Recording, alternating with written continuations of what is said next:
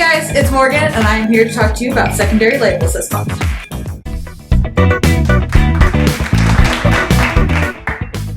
From the Rolls-Royce Safety Studios in Indianapolis, Indiana, it's The Morgan Show with your host, Morgan Houston. And now, here's Morgan. So what is a secondary label? A secondary label is any label, such as this one right here, that you put on a container that the liquid didn't originally come with. So perhaps you're moving oil to a smaller container because it's easier to handle. A secondary label would be placed on so that we know what's in that container, so the next person might be able to use it too. So how do I put on a secondary label? This comes from two places. One can be an STS sheet, which you learned how to find during your annual safety training, or it can be found from the container where you're moving your liquid. So say that you're moving oil from its primary barrel into a smaller container. That primary barrel would tell you the hazards of the oil originally. So let's talk about how we label secondary containers. We start off with our primary container, which has a label.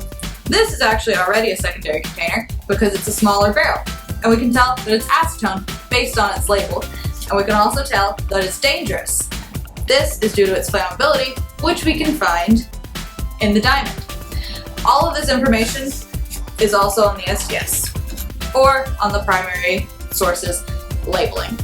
So, very important when filling out a secondary label, we want to make sure it has the name of what we're using, make sure that if it has any hazard words called out, which will be in big letters, either on the primary container or the STS, are written down on the label.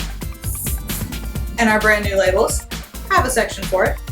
Make sure that we fill out the diamond with the numbers that follow along.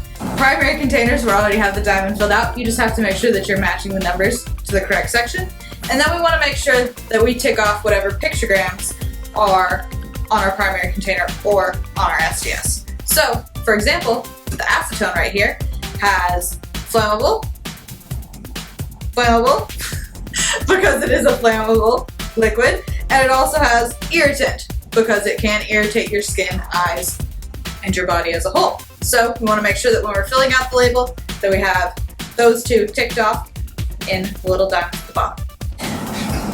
So you might say, Morgan, where can I find these secondary labels? I want to be able to put my oils or acetones into a smaller bottle. These labels will be located in the safety cabinets for anyone to grab and stick onto their containers.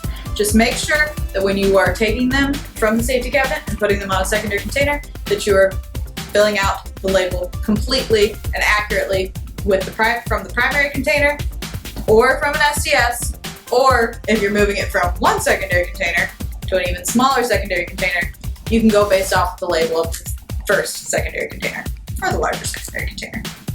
So why are secondary labels so important? Secondary labels are so important so that we know what chemicals are on our floor, and we also know the hazards of the chemicals on our floor. So make sure that in all of your areas that all of the bottles with chemicals in them have a secondary label on them and have them completely filled out. If they are not filled out, or if you find a bottle without a secondary label, make sure to tell a supervisor so that we can get it properly labeled. So there you have it, secondary labels coming to you soon in a safety cabinet near you. Looks like even I got some work to do.